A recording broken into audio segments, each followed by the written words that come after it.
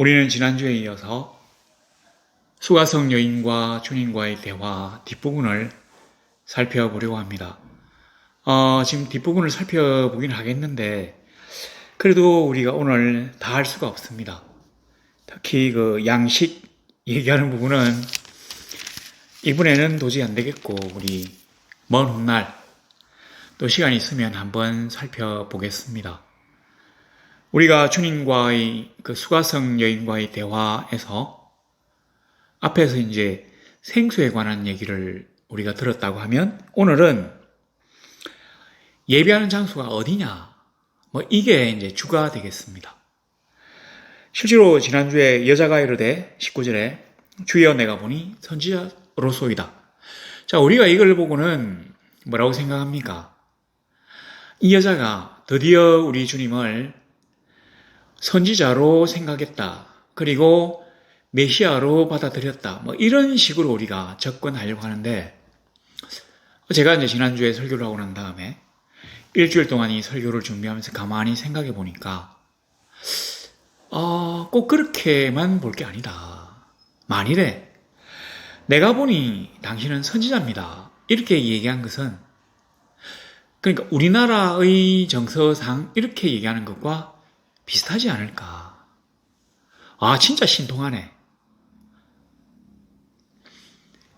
그러니까 우리가 주님에게 사용되는 단어는 좀 영적이고 정제된 언어를 사용해야 되기 때문에 우리가 이런 식으로 번역을 했지만, 아마 이 여자는 우리 주님이 선지자이기 때문에 자기를 갖다가 정확하게 본 게 아니라 신통하기 때문에, 뭔가 영험하기 때문에 자기를 봤다고 생각합니다. 자, 그런데 우리가 이제 이 여자와 주님과의 대화를 잘 보면, 뭔가 이 대화가, 그러니까 서로 마주보고 지금 대화를 하고 있기는 한데 조금씩 핀트가 어긋나는 것을 느낄 수 있습니다.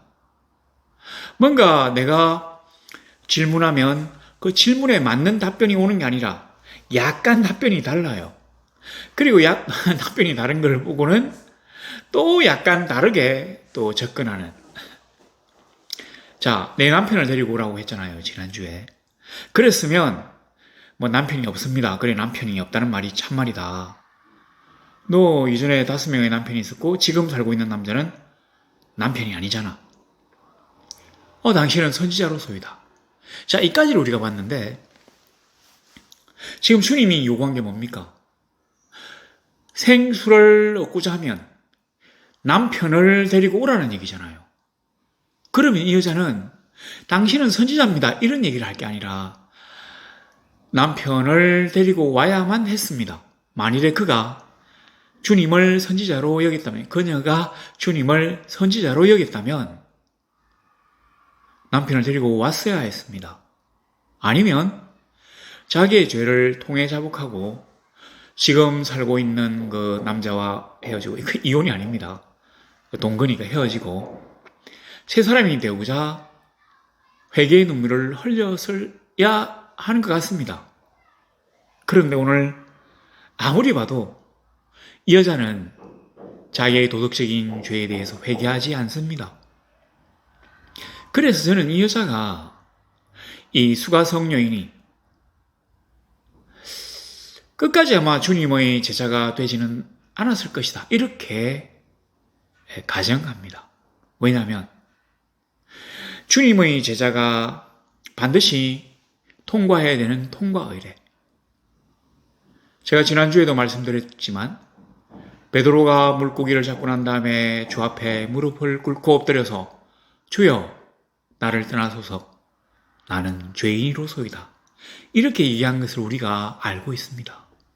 근데 이 여자님 자기의 죄를 갖다가 주님에게 발각당했는데도 전혀 엉뚱한 소리를 합니다. 갑자기 보세요. 남편을 못 데리고 오겠습니다, 지금 살고 있는 남자는 너무 사납기 때문에 도저히 주님께 데리고 올 수가 없습니다라고 얘기하든지, 이렇게 어떤 대화가 오고 가고 하는 게 있어야 되는데 또 주제가 띱니다. 저는 이걸 뭐라고 생각하냐면, 이 여자가 남편을 데리고 오기 싫으니까 자기의 죄에 대해서 자복하고 앞으로 그렇게 살지 않겠다고 얘기하기가 싫으니까 대화의 주제를 다른 데로 돌려가지고 현재의 대화를 얼버무리려고 했다. 이렇게 생각합니다. 요즘이야 이 남자 저 남자고 살아도 뭐 도덕적인 비난으로 끝이 나지만 옛날 그 당시에 이렇게 도덕적으로 문란한 여인이 어떤 뭐 선지자, 랍비 또는 제사장이나 바리새인 또 그 지방의 유지들 뭐 이런 그러니까 판사가 아니더라도 그 지역에서 뭔가 큰 소리 칠 수 있는 사람에게 뭐 발각되면 비공식적으로는 뭐 이런 일을 해도 공식적으로 발각된다면 아마 돌멩이로 쳐 죽이거나 또는 동네 바깥으로 추방하거나 뭐 이런 일이 있었을 것입니다. 그러니까 이 여자는 자기하고 살고 있는 이 남자와 헤어지기는 싫고 그래서 아마 대화의 주제를 돌린 게 아닌가. 막 그럴 수도 있고요. 또 우리가 이 여자에 대해서 조금 더 긍정적인 시선으로 바라본다면 이 여자는 내가 지금 너무 죄인이기 때문에 하나님 앞에 나아가서 내 죄를 회개해야 되겠다. 그래서 어디에서 제사를 드려야 되겠습니까? 이렇게 물어봤을 수도 있다. 뭐 이렇게 볼 수도 있을 것 같습니다. 물론 저는 이 여자가 약간 좀 마음에 안 들기 때문에 아마 대화의 주제를 흐리려고 돌렸지 않나 이렇게 생각합니다. 자 보세요. 20절에 우리 조상들은 이 산에서 예배하였는데 당신들의 말은 예배할 곳이 예루살렘에 있다 하더이다. 자 이제 왜 이 그 사마리아 여자가 이렇게 얘기하느냐 하면 사마리아 여자는 사실은 이 사마리아인들은 하나님도 섬기고 그러니까 여호와 하나님도 섬기고 성경도 믿지만 유대 그 사두개인들 사두개인들 진짜 웃기는 사람들이에요. 제사장들인데 성경을 제대로 안 믿어요. 모세 오경만 믿습니다. 그리고 죽은 뭐 사람의 부활이라든 영이라든 이거 절대 안 믿어요. 현세 복만을 믿습니다. 그러니까 보세요. 이 완전히 종교를 이용해서 백성들을 쥐어 짜는 이런 사람들이 정작 자기는 하나님 안 믿어요. 진짜 숭악한 이 사두개인들인데 그 사람들과 똑같이 사마리아인들도 모세 오경만을 믿습니다. 자, 그런데 그 예루살렘에 있다 하더이다 이렇게 얘기한 것은 자기는 구약 성경 전부 다를 배운 적이 없기 때문에 예루살렘 성전은 사실은 다윗 때 말이 나와가지고 솔로몬 때 세워진 거잖아요. 그러니까 그 이전에 나온 모세오경에서는 예루살렘 성전에서 하나님께 제사라고 하는 말이 나올 수가 없습니다. 그 모세오경에서 가장 유명한 곳이 뭐냐고 하면 그리심산이거든요. 여기서 이제 모세가 축복의 어떤 그 법을 갖다가 반포했기 때문에 그리심산에서 제사를 지냈나 봅니다. 지금 제가 약간 기억이 가물가물한데 그 주전 322년에 이 사마리아인들이 그리심산에다가 예루살렘 성전이 아닌 자기들만의 성전을 지었어요. 그래서 이게 주전 129년에 그 남쪽 유대의 그 하스모니안 왕가의 힐카누스라고 하는 사람이 사마리아를 점령하면서 이 참남되다고 이 성전을 부셨어요. 왜냐하면 성경에서는 성전을 딱 한 개만 두게 되어 있거든요. 그래서 다른 곳은 다 회당으로 이렇게 되어 있는데 그리심산에 성전을 세웠기 때문에 부셨습니다. 근데 성전은 비록 부셔졌지만 한 120 몇 년, 한 130년쯤 전에 아니지 한 150년, 160년? 160년쯤 전에 성전이 파괴되긴 했지만 그래도 사마리아 사람들은 그리심산에서 계속해서 제사를 드렸습니다. 제가 이 사마리아인 이 그리심산 여기서 뭔가 좀 찾아보고 싶어가지고 옛날에 우연히 그 대학원 다닐 때 지금부터 글쎄요 한 30년쯤 전 얘기인데 그때 우연히 텔레비전을 보니까 그 전 세계에 있는 사마리아인들이 이 그리심산의 제단에 모여가지고 1년에 한 번인가 제사를 지낸대요. 근데 그때 막 머리도 길고 막 수염도 허연 이런 노인들이 좀 와가지고 막 제사를 지낸다고 모였는데 거기서 뭐라고 하는 거니? 한 160명 정도 전 세계에서 사마리아인이 남아 있답니다. 그래서 저는 이제까지 아마 이 사마리아인들이 싹 다 멸종했지 않나 이렇게 싶었는데 우연히 이제 또 알게 된 게 뭐냐면 지금도 그리심 산 밑에 사마리아인들이 살고 있대요. 근데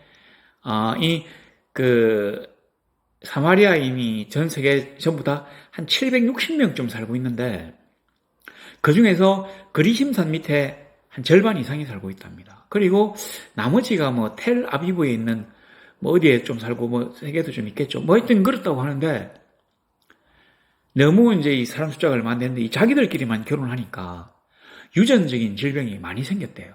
그래서 이 사람들이 인터넷으로 자기들의 신부를 구한다는 광고도 내고 해가지고 결혼하기 전에는 그 남자와 여자의 그 유전 질병에 대해서 이렇게 막 조사하고 해가지고 뭐 하여튼 뭐 이런 식으로 해가지고 지금 숫자가 760명으로 늘었대요. 주님이 지금 이렇게 말씀하실 이때는 사마리아인들이 몇백만 명이 거기 살고 있었습니다. 그 땅은 아주 좁은데 사람들이 많이 살고 있었어요. 가령 지금 이스라엘은 우리나라 그 경상도 정도 되고, 그 다음에 북쪽 이스라엘은 뭐 경상북도, 남쪽 유대는 경상남도 정도의 지역이라고 한다면, 예수님 당시에는 이제 이스라엘과 유대가 없어지고, 유대와 사마리아와 그 위에 갈릴리와 옆에 베레아와 뭐 데가볼리 뭐 이런 식으로 이제 좀 쪼개가지고 헤롯의 아들들에게 조금씩 맡겨서 다스리겠는 것 같은데, 여하튼 이때까지만 해도 사마리아인들이 많았어요. 바로 이 그리심산. 이 그리심산에서 지금도 이 사람들이 예배를 드리고 있다고 하는 걸 보면 참 이 성경 말씀에 우리 주께서 이 여인에게 말씀하셨지만 참 진짜로 들을 귀 있는 사람들만 들었던 모양입니다.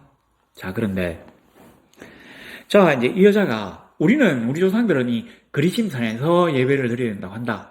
근데 유대인들은 예루살렘에 있다고 한다.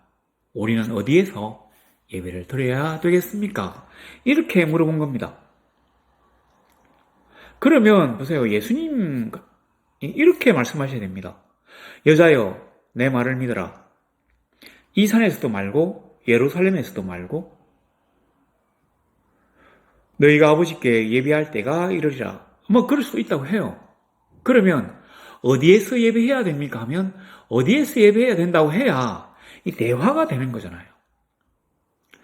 그래, 예루살렘도 좋고 뭐 그리심산도 좋지만 굳이 어느 장소를 특정할 필요 없이 내가 하나님께 예배하고 싶은 곳에서 조용하게 그분께 집중하며 예배하면 참 좋겠다. 이렇게 얘기를 했다면 이 여자도 얼마든지 알아들었을 거 아닙니까? 그런데 우리 주님이 하신 말씀은 약간 다릅니다. 뭐가 더 다르냐면 여기 보세요. 여자여, 내 말을 믿어라. 이렇게 얘기하면 우리는 이걸 어떻게 받아들입니까?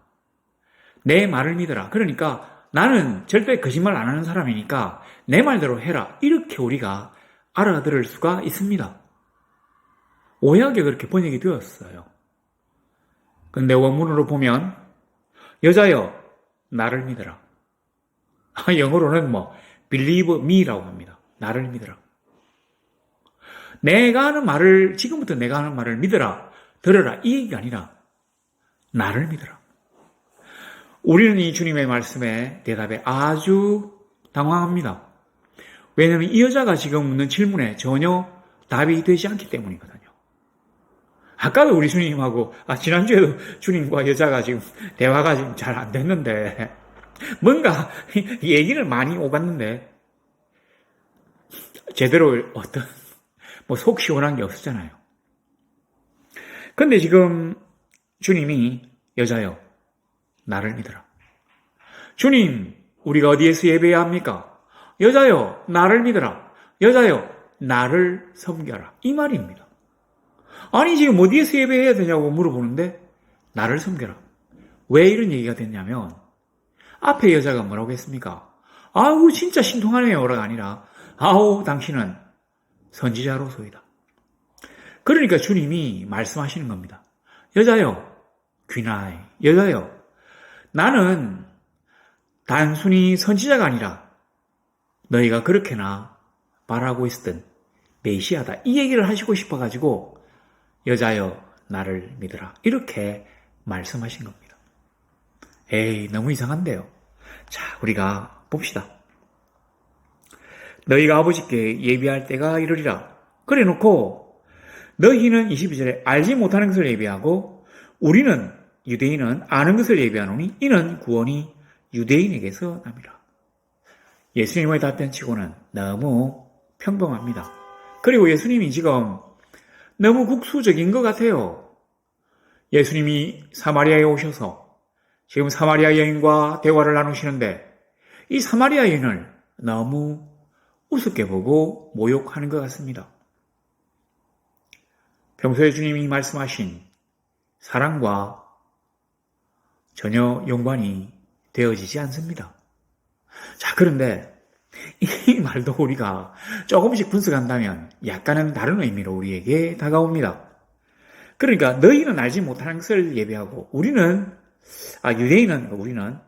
아는 것을 예비한다. 이 말이 뭐냐면 너희는, 그러니까 사마리아인은 여호와를 예비한다고 하기는 하는데 원래 이 사람들이 여호와 하나님만을 섬기는 사람들이 아니었거든요. 지금 아마 이 사마리아 여자는 자기는 뭐 여호와 하나님만 섬긴다 이렇게 생각하는 것 같은데 제일 처음에 유대인들이 바벨론에 포로로 갔다가 70년 만에 해방돼가지고 한 5만여 명, 뭐 그 뒤에도 한 2차례 정도 소수가 와가지고 한 5, 6만 정도의 사람들이 모여가지고 성전을 짓습니다. 스룹바벨 성전이라고. 근데 이 성전을 짓는데 사마리아 사람들이 찾아왔어요. 그래서 우리도 여호와를 섬기기 때문에 너희하고 똑같다. 그래서 우리도 이 성전이 신전을 짓는데 참여하게 달라. 자, 이렇게 얘기를 하니까 유대인들이 거부합니다. 제가 조금 전에 말씀드렸잖아요. 신전이라고. 유대인들 입장에서는 여호와 하나님만을 섬기기 때문에 이게 성전이에요. 다른 신은 없습니다. 그런데 사마리아 사람들은 자기네의 원래 그 민족신, 이 사람들이 원래부터 사마리아에 살았던 게 아니라 아수르 사람들에 의해서 강제로 사마리아로 이주된 사람들입니다. 그러니까 한 곳에 있는 게 아니라 가령 그러니까 우리로 치면 충주에서 좀 오고, 원주에서 좀 오고, 그 다음에 무슨 영동에서 오고, 그 다음에 서울에서 오고, 그 다음에 전라도 광주에서 오고, 이런 식으로 각지에서, 그러니까 이 아수르 제국 안에 있던 그 각처에 있던 사람들을 뽑아가지고 사마리아에 보낸 거거든요. 그러니까 이 사람들은 각 지역에 있던 자기들이 원래 섬겼던 이 부족신, 민족신을 섬깁니다. 거기다가 사마리아 땅에 딱 오니까 이 지역신을 또 섬겨야 되잖아요. 이 다신론자니까.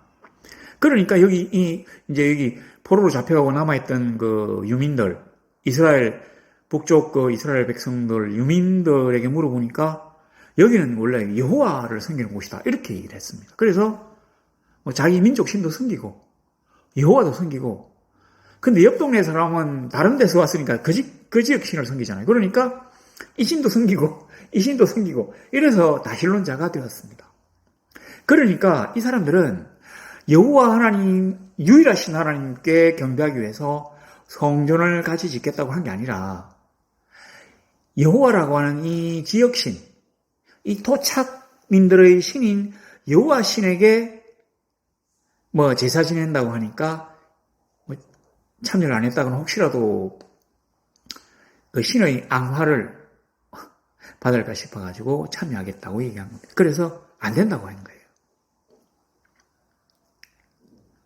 근데 이제 사마리아 사람들도 나중에 지나가면서 점점 자기들이 여호와 하나님에게 엄격한 백성들, 그 유대인들은 자기들이 여호와 하나님의 선민이라고 생각하는데 이 사마리아 사람들 역시 사마리아 사람도 이스라엘의 후손이라고 하니까 자기들 역시 하나님의 선민이라고, 여호와 하나님이 축복 주시니 그리심산에서 자기들이 뽑힌 사람들이라고 생각하게 되었습니다.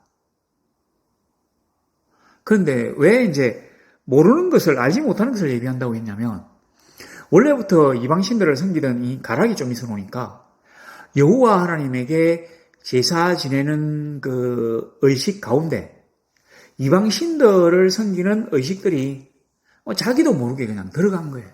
그래서 약간을 보면 좀 알지 못하는, 그래서 알지 못하는 것을 예비한다.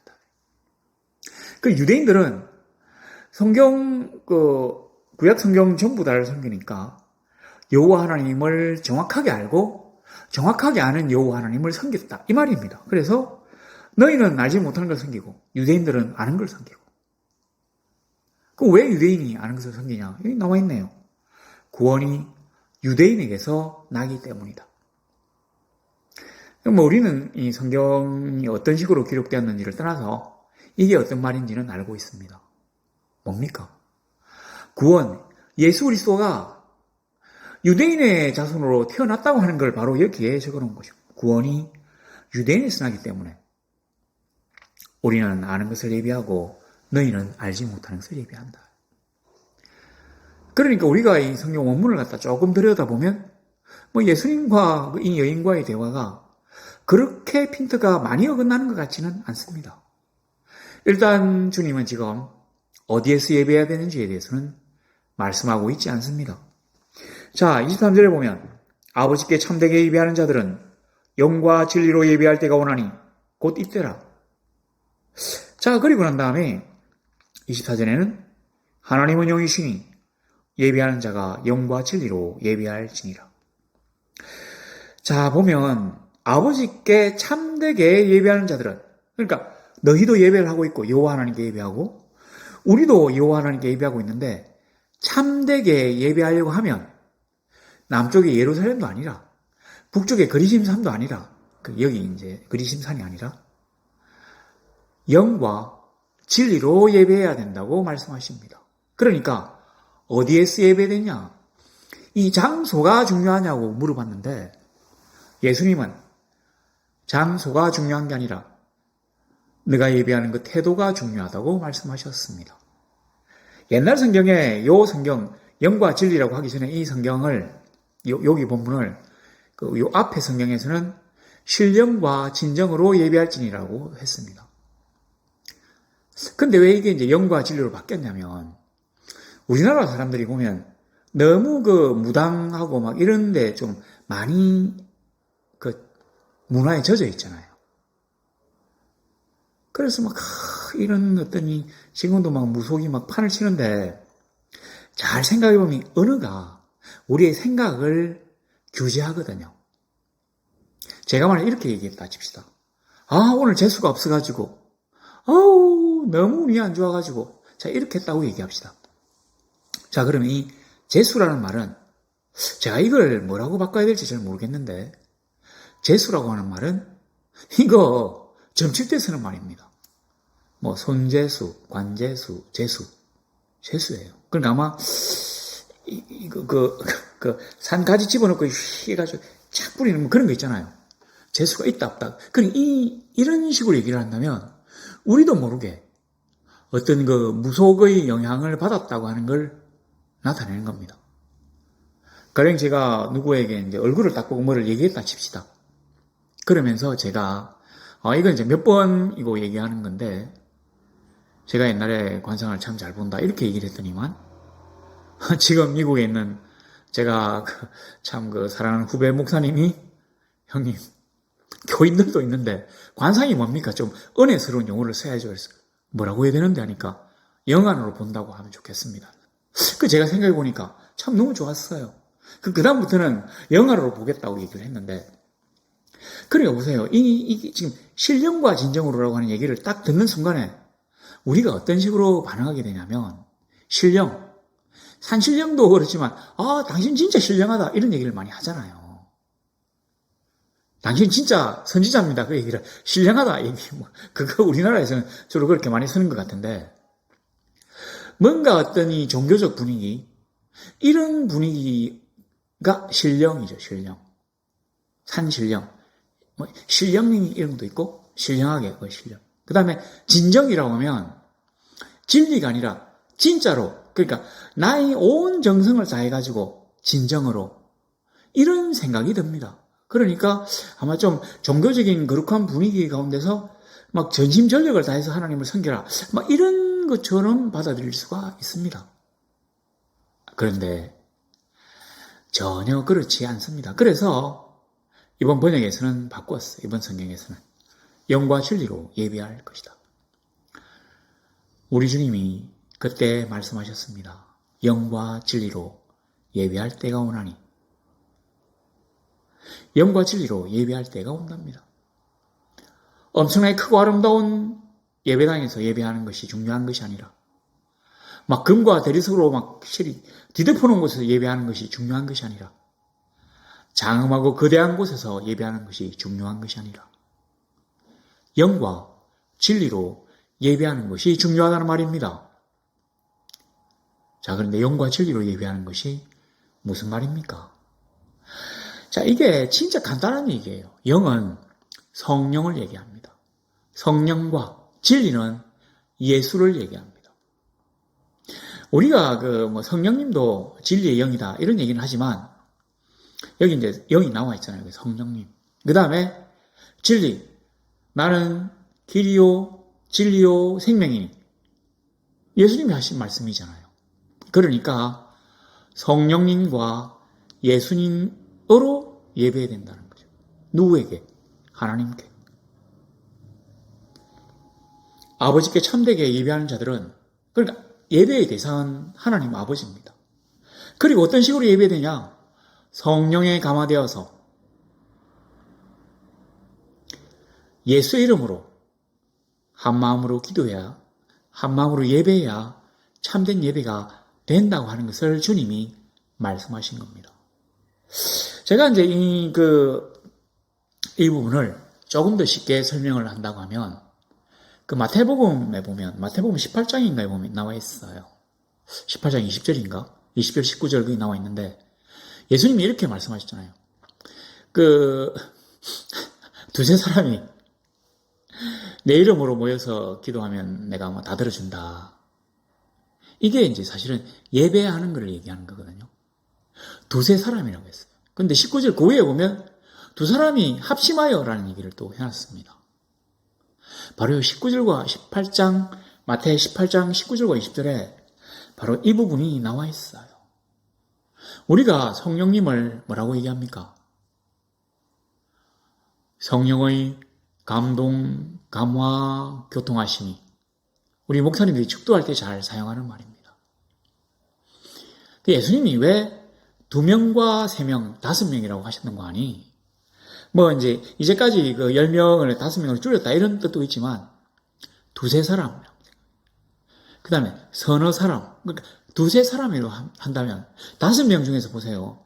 1명과 4명으로 나뉜다면, 이 1명은 4명에 대해서 어떤 식의 불만도, 이의도 제기하기 어렵습니다. 4명이 딱 뭉쳐가지고 왕따를 시켜버리면, 배척을 시켜버리면 말을 못해요. 이 공동체에서 쫓겨나거나 아니면 입을 닫게 됩니다. 자, 그런데 그 1명과 4명 중에서 1명만 이쪽으로 딱 가면 2명과 3명이 되잖아요. 그러면 2명과 3명이면 충분히 대거리가 됩니다. 말이 오고 가고가 돼요. 그러면 이 사람들이 서로 파벌을 나누어서 싸우기가 쉽습니다. 근데 이 두 그룹, 이 둘을 갖다가 하나로 합쳐야 하나님 아버지께서 그 기도를 들어주시거든요. 그 예배를 받으시거든요.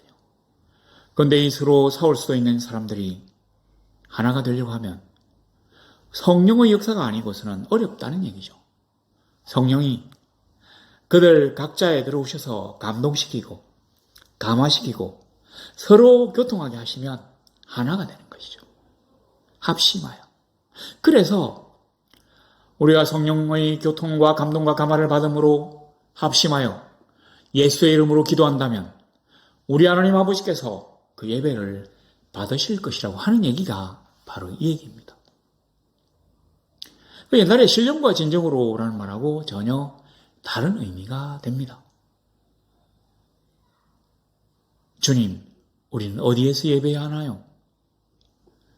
얘야, 어디에서 예배하는가 중요한 것이 아니라 너가 성령에 감화되어서 하나가 되어가지고 예수의 이름으로 하나님 아버지께 예배하는 것이 중요하단다. 오늘 주님이 우리에게 이렇게 말씀하십니다. 사실은 우리가 이 얘기를 오래전부터 들어왔지만 제대로 느끼지는 못했는데 사실 요즘에 좀 이게 많이 와닿습니다. 왜냐하면 우리 한 2년 정도 그 대면 예배에 상당히 어려움이 있어가지고 비대면으로 동영상으로 이제 예배를 드리게 되었는데 바로 여기에서 그러니까 어떤 장소에서 모이기가 어렵잖아요. 그러니까 장소보다는 이곳과 저곳에 떨어진 각 성도들이 우리 주의 아름다운 성도들이 주의 성령으로 하나가 되어가지고 예수의 이름으로 한 하나님께 예배한다는 게 참 중요하게 와닿았거든요. 오늘 우리가 드리는 예배는 사실은 2000년 전에 사마리아 수가성 옆에서 여인에게 하신 주님의 말씀입니다. 자, 그리고 난 다음에 쭉 이렇게 있는데, 자, 이제 26절에 보면, 내게 말하는 내가 그러하시니라. 뭐냐면, 25절에, 메시아가 오면, 우리에게 알려주시리라. 제가 이 얘기를 보고는 깜짝 놀랐습니다. 왜냐면, 옛날에 그 다신론자 사마리아인들만 생각하다가, 이렇게 메시아를 소망하는 사마리아인도 역시 그 당시에 메시아를 고대하고 있었구나. 유대인들뿐만 아니라 사마리아인도 메시아의 오심을 소망하고 있었구나. 웃기지 않습니까? 유대인들은 사마리아인을 천시합니다. 너희는 하나님의 백성이 아니라 이방인이야. 그런데 그 사마리아인들도 하나님의 오심을 기다리고 있습니다. 주여, 주 예수 그리스도여, 오시옵소서. 왜 유대인이나 사마리아인들이 한결같이 메시아의 오심을 고대하고 있습니까? 삶이 그만큼 어렵기 때문이거든요. 너무 삶이 힘들기 때문에, 현실의 삶들이 녹록하지 않기 때문에, 너무 팍팍하기 때문에 주 예수 그리스도께서 오셔서 우리에게 하나님의 나라를 만들어서 그 안에 우리를 품어가지고 아름다운 삶을 주실 걸로 믿기 때문에 그리스도를 소망하는 것입니다. 자, 유대인도 어렵고 사마리아인도 어려워요. 어렵고 어려운 이 사람들이 서로 사랑하면서 돕고 산다면 그나마 살기가 얼마나 좋겠습니까? 그런데도 불구하고 서로 미워하고 같이 놀지 않고 배쳐가며 시기하고 질투하고 짓밟으려고 하니까 얼마나 더 지옥일까요? 그래서 주님이, 그래서 요한이 우리에게 얘기합니다. 소자야, 서로 사랑하라. 주께서 말씀하십니다. 얘들아, 사랑하라. 형제들아, 그 형제들끼리 서로 사랑해라. 서로 사랑해라. 이거보다 더 중요한 게 없다고 말씀하셨잖아요. 서로 사랑하는 거. 우리도 힘들고 여기도 힘들어요. 왜냐하면 우리가 아무리 머리를 굴려봐도 인간이 가진 욕망과 이기심과 그런 죄악의 요소 때문에 행복해질 수가 없습니다. 나의 것들을 저 사람에게 줄 수가 없어요. 이 여자 보세요. 지금 이야기가 여기까지 왔는데도 물 한 잔 줬다는 얘기가 없습니다. 남편도 안 데리고 오고 물도 안 줬어요. 그런데 28절에 보면 여자가 물동이를 버려두고 동네로 들어가서 사람들에게 이르되 와보라 이는 그리스도가 아니냐 하니. 그래서 동네에서 나와 사람들이 예수께로 오더라. 자, 이걸 보면 이 여자가 지금 예수의 복음을 소개한 것 같습니다. 그러니까 전도한 것 같아요. 근데 제가 소개라고 얘기한 것은 이 여자가 전혀 성도로서의 모습을 보여주지 못했기 때문입니다. 물동이를 버려두고, 그러니까 놔두고 이제 갔다는 얘기인데, 충분히 가기 전에, 선생님, 목마르시죠? 제가 미리 드리지 못해서 죄송해요. 라고, 물을 드릴 수 있을 것 같은데. 그 얘기 없어요. 이게 그냥 하는 얘기가 아니라 사실은 이거를 요한이 옆에서 아마 예수님하고 좀 떨어져가지고 예수님하고 여자하고 얘기하는 걸 지켜보면서 적었다고 하는 그런 설이 있습니다. 그러니까 정확하게 적었다는 얘기예요. 이 물이 한 적이 없기 때문에 이게 안 적은 겁니다. 근데 이제 그것보다도 더 확실한 증거가 뭐냐면 이거예요. 와서 보라. 이는 그리스도가 아니냐. 우리가 그냥 한글 성경으로 보면 이 여자가 예수 그리스도를 소개한 것 같은데 아니에요. 실제로 이 여자가 한 말을 원문으로 이렇게 우리가 딱 본다면 와보라. 그가 예수 그리스도일 수도 있지 않을까? 이런 얘기입니다. 그런데 더 중요한 것은 약간 그 의문적인 내용이 나는 이 부분을 원문에서는 뭐라고 이제 적은 동무하니 상대방이 부정적으로 답변해 주기를 기대하고 하는 의문문. 이런 거죠. 그래, 이 사람이 그리스도는 아니겠지? 그렇지? 그래, 그 사람이 그리스도가 아니야. 요렇게 얘기를 듣고 싶어가지고 얘기했다는 겁니다. 성경이 그렇게 써여 있어요. 나는 그가 나의 지난 상황을 모두 알기 때문에 그리스도라고 생각해. 그러니까 너희들 한번 와봐라. 이렇게 얘기한 게 아니고요. 그래, 내가 이상한 사람 하나 만났는데 내가 뭐 나의 그 상황을 다 알더라. 그런데 아마 그리스도는 아닐 거야. 그렇지? 그래, 그리스도는 아니지. 근데 도대체 누가 와가지고 쓸데없는 소리를 하냐? 이런 분이라고 생각할 수 있습니다. 자, 보세요. 그래서 사람들이 왔어요. 자, 근데 그 사이에 이제 제자리에 와서 뭐 잡수석서 이렇게 쭉 되어 있는데, 이 부분 우리 생략한다고 했죠. 자, 그리고 난 다음에 39절에 보면, 여자의 말이 내가 행한 모든 것을 그가 내게 말하였다 증언하므로 많은 사람이 예수를 믿었습니다. 자, 그러면 이까지만 보면 이 여자가 예수의 제자가 됐는지 안 됐는지 우리 잘 모르겠죠. 자, 그런데 40절에 보세요. 이 사마리아인들이 그때 나온 사마리아인들이 자기들과 함께 유하시기를 청하니 거기서 이틀을 유하시네.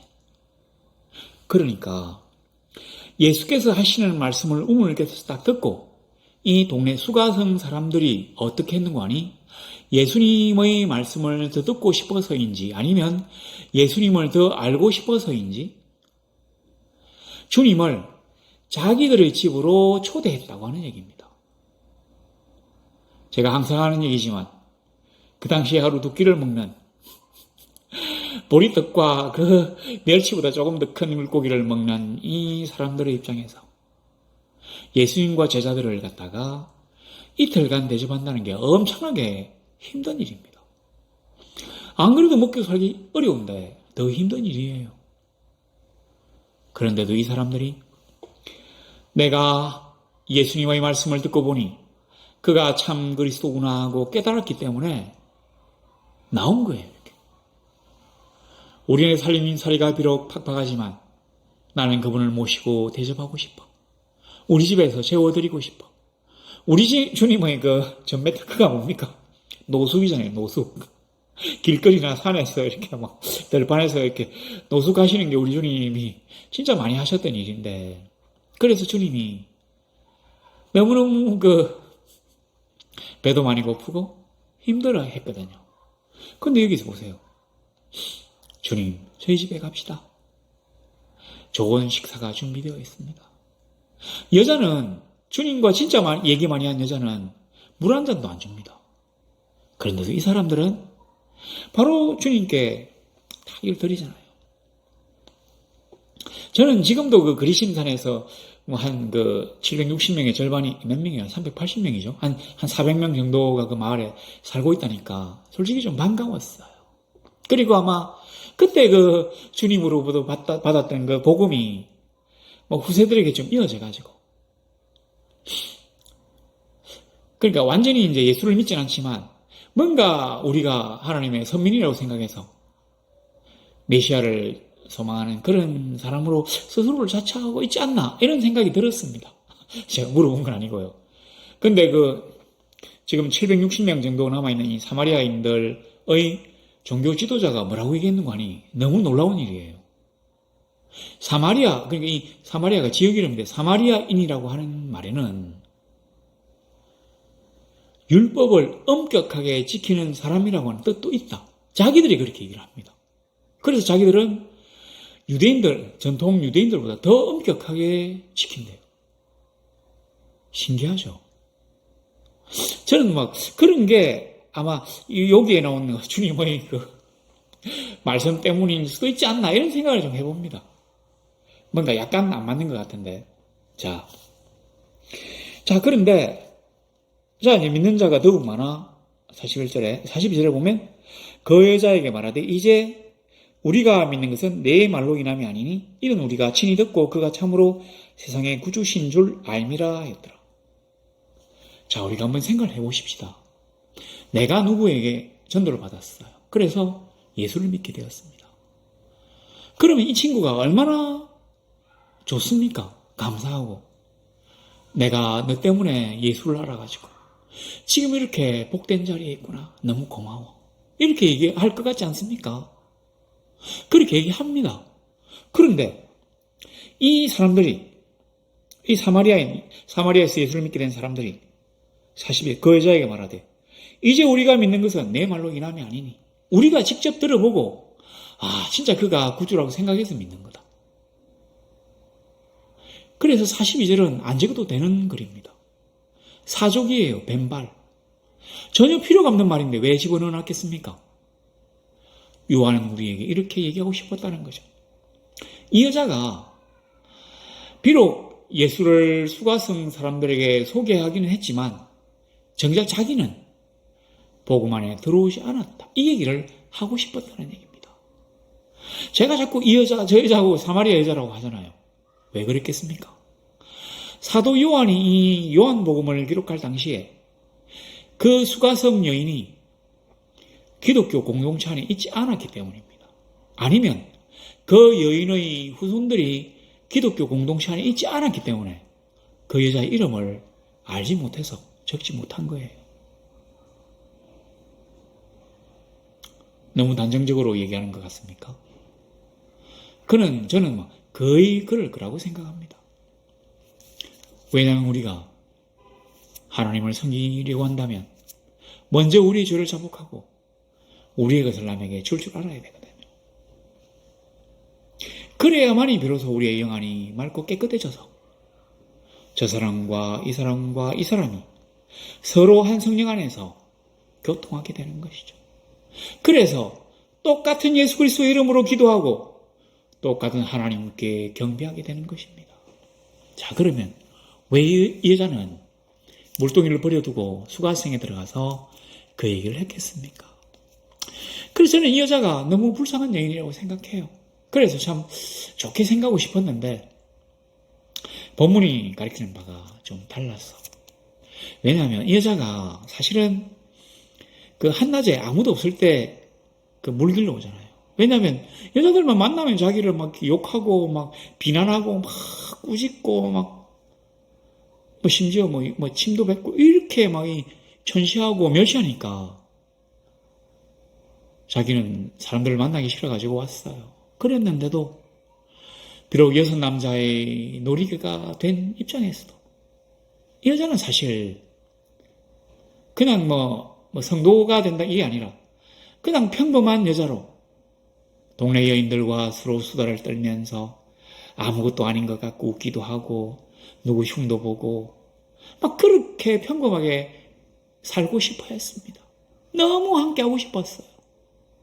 그럼에도 불구하고 이 여자를 아무도 끼워주지 않아가지고 너무 이 동네 사람들, 동네 여인들과 얘기하고 싶어가지고 우리로 치면 이게 요즘 아마 관심종자라고 하는 것 같은데 사람들의 관심이 너무 받고 싶었다는 거죠. 자기는 비록 왕따지만 자기의 죄를 회개하고 싶은 생각은 없어요. 왜냐하면 아마 여자가 그 생활 능력이 없었던 모양이에요. 그러니까 남자에게 얹혀서 이제 사는 모양이니까 죄악된 상태를 벗어나지는 못했지만 그래도 참 이 동네 사람들과 막 어울리고 싶었는데 예수 그리스도일 수도 있는 사람이 이쪽에 왔다고 하는 이 큰 소식을 가지고 동네 사람들에게 얘기한다면 자기에게 뭔가 관심을 가지고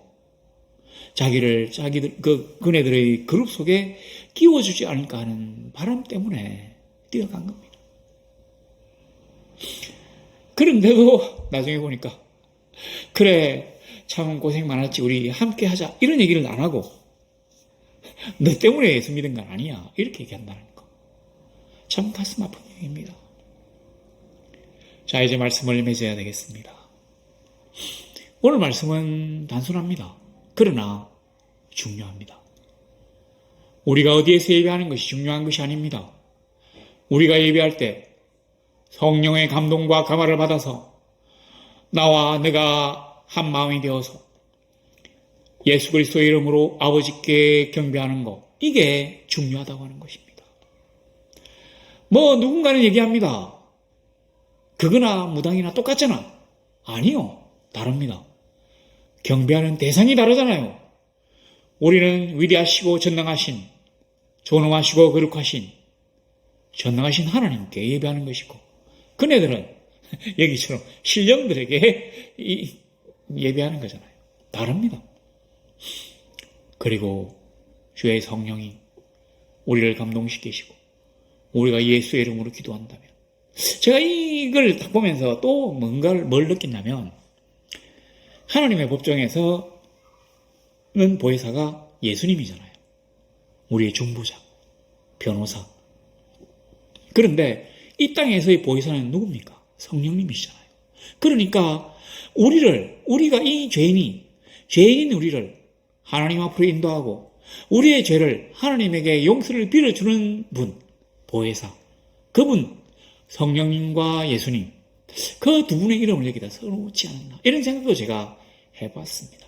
예, 이거는 제 생각입니다. 어떻습니까?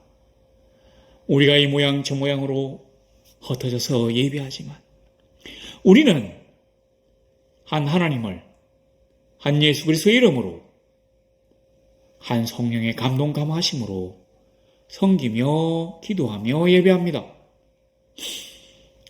앞으로